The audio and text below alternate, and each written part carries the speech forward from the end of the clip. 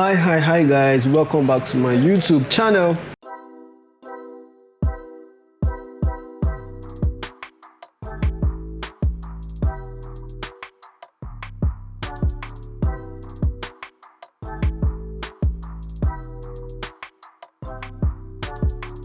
So today I want to be talking about something quite personal to me. Well, not just personal but private, right? It's not everyone I guess to hear or see this part of you. In fact, not actually no one but you gets to see this part of you. So today I'll be talking about my relationship with porn. Girl. So today I'll be talking about my relationship with porn. And I'll do it with a smile on my face because the fact is, my guys out there, 99.9% of men out there has had an experience with pornography and masturbation. So you're not really alone. We are plenty, right? Yeah, we are very plenty. Anyway, I'm not going to play it down. I'm not going to desensitize you and make you feel like it's okay. But at the same time, I'm going to be real with you so you know exactly how it's like for me. And maybe you'll be able to relate and then find your own solace too. Alright, so basically, based on research and all of that, every man in some way has had an experience with pornography and masturbation. And for what it's worth, it serves as a medium to achieve sexual pleasure outside actual intimacy with a person. So basically, it helps your body secrete certain hormones that gives you bliss and joy. But then what happens with those hormones is that right after, it has like a post-orgasmic depression. I think that's what it's called. You feel depressed right afterwards. But after a while, if you keep doing it, you begin to feel less sad after that. So my relationship with porn was more or less like that. Back in secondary school, I was a nerd, as I said. Not like I really liked book, but I didn't like anything else. I had classmates that watched porn in class, but it never made sense to me. I didn't dislike them or dislike what they did. I didn't just understand the concept. I never got aroused by seeing naked women then. I don't know why, but I feel like my own puberty took a while. It took a while to kick in full. I think much later when I was in when I had left secondary school and I was involved in church activities and all, there was someone I really liked. That was my first crush. And I'll tell you about my first crush in another video. But I couldn't really talk to her. I couldn't let her know that I liked her. And then at night, I think about her. And while I slept, like, I'd get like really aroused. Man, it was weird. Now I think about it, it's really weird. I don't know how that worked, but I'll think about her before I sleep or while I sleep, and then I get really aroused. It wasn't like I was thinking about intimacy with her and stuff like that, but that was just how it worked for me. And then I started to look it up. I'm a very curious person, yeah. So whenever I experience things, I check Google. I don't ask people. No, I don't do that. I just look up the internet. I really just turn the internet upside down, check for information about things that I am experiencing and stuff like that. And so I did look it up, and then the only description I saw was like morning wood, and then she told me about, I learned about self-pleasing activities that men do. So I decided to try it, yeah, because come on, what's the point knowing something if you don't experience it?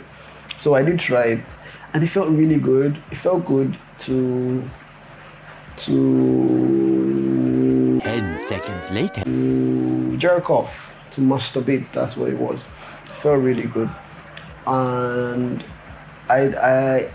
it got to a point where I couldn't arouse myself anymore. My body was kind of desensitized to the whole feeling, so I needed to watch porn to get that thrill. And that continued for a really long time. It was a crazy cycle, to fro. You get some days off, and then it got to a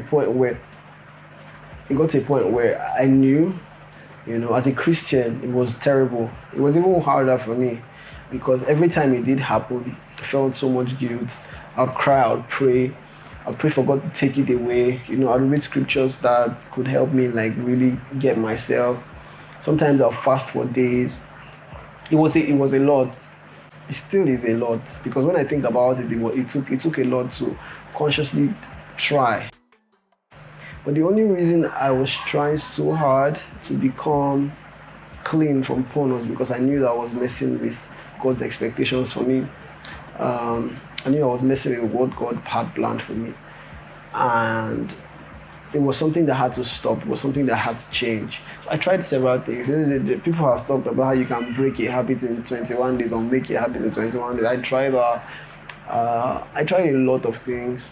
But my real salvation or freedom from the clutches of porn and masturbating came with a deeper understanding of what intimacy should feel like, of what an ideal human being should be. So I had this thing in my mind of what kind of person I want to be, what kind of person I want, how I want to be integrous, balanced. I didn't like the fact that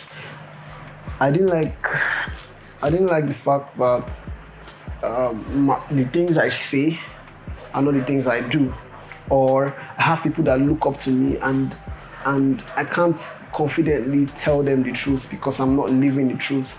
I had that problem. So it was a really deep melancholic issue, because I literally always have someone that looks up to me in some way or the other.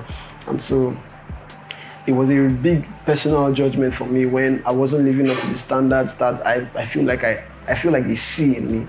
So yeah, I kept trying. That was how it was. But when I think my clarity and freedom really came when I understood that as a human being, it's normal to feel these things. It's normal to develop habits from things that you have done. But it's also important as you grow older to learn how to be disciplined. It's important for you to learn how to adjust your traits, adjust your behavior, adjust your habits.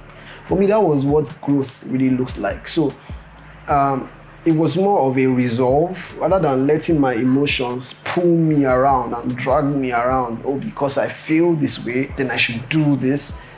I started to feel like I needed to be in charge of my life. I needed to be in charge rather than let my hormones drag me, pull me. Anytime I feel like, then I should. No. I got to a point where I felt like I have authority over myself, over my desires, over my thoughts, over my words. So I shouldn't just melt every time I feel like something, I feel like I shouldn't have something. No. That was where my real freedom came. When I decided to take control of my desires. That was what it was. So whenever that orgasmic desire came, I felt like, so what if I feel horny, and so what? Does that mean I must have sex? Does that mean I must jerk off? Is that what it means? No, I'm not doing that. You can't make me. This is literally how I talk to myself. I know it's creepy sometimes. I don't do it in the presence of people anyway, but yeah, I do that. I talk to myself, and it feels like we're two people, talking about this thing. So as much as you know that it's not good as a child of God, it's not ideal. It's still important to grow as a person. Grow as a person and know that you're actually maturing. Maturing in the sense that you can discipline yourself to do what you ought to do even when you don't feel like it.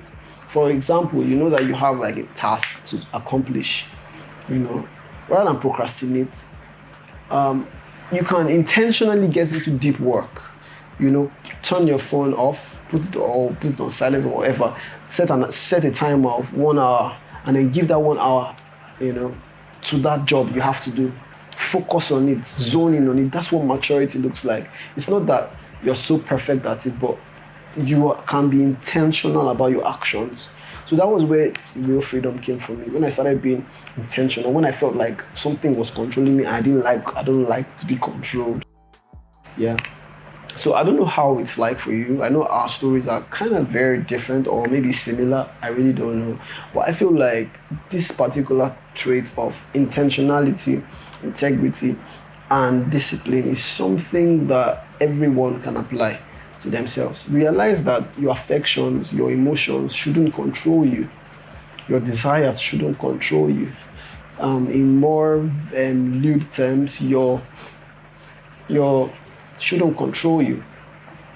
You have the right to do what you want to do what you ought to do. So if you know that you have a picture of an ideal personality, an ideal being, a person that you want to be like, or a person you'd like to be, and you know that porn and masturbation is something that stops you from being that, then you have to make a personal resolve and say, I will not let this thing control me anymore. But this is the beauty of it. It doesn't happen spontaneously like pow. Okay, so what happens is that maybe you're able to resolve for a couple of days, maybe 2 days, 3 days, and you don't do that, and then you then do it again. It's important to top it. Don't do 2-3 days again. Make it a week. Push it up, right? Or maybe make it 4 days. If you do happen to fall again, make it 5. Push yourself. And one other thing that I consider even more important than all of this, personal motivation kind of thing. I mean, most of us don't believe in motivation, but it's very important for you to be your own motivator. Another thing I consider very important is to get busy. Most times, from personal experience, the reason those things happen is because I'm idle or I'm bored. There's nothing to do. There's nowhere to go. There's absolutely nothing keeping me busy. That's when those thoughts come.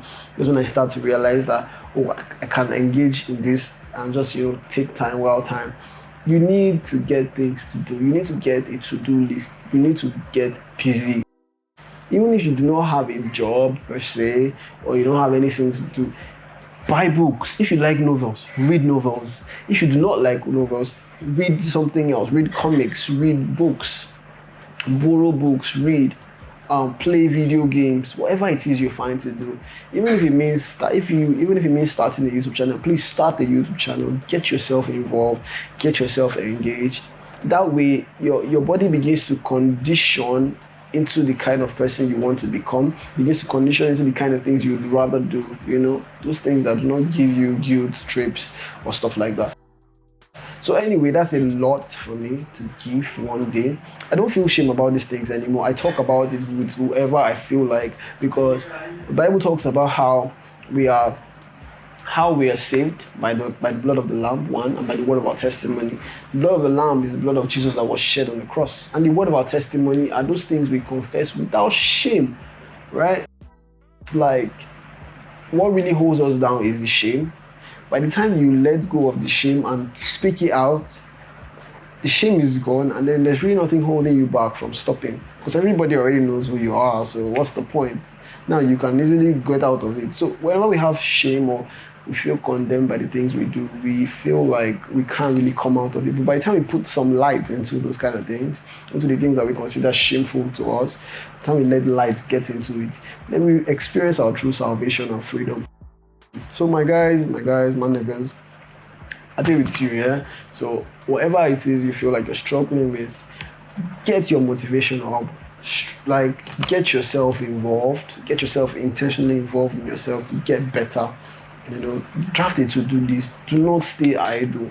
Do not stay bored, right? Find something to do. Engage. Even if you don't have a job, learn a skill. Go out there.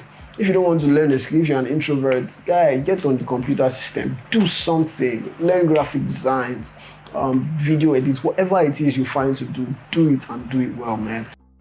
I trust that things will work out for you. I know everyone is going through one thing or the other, but it's just a matter of time. Things always look up for people who trust God and people who do what they should do.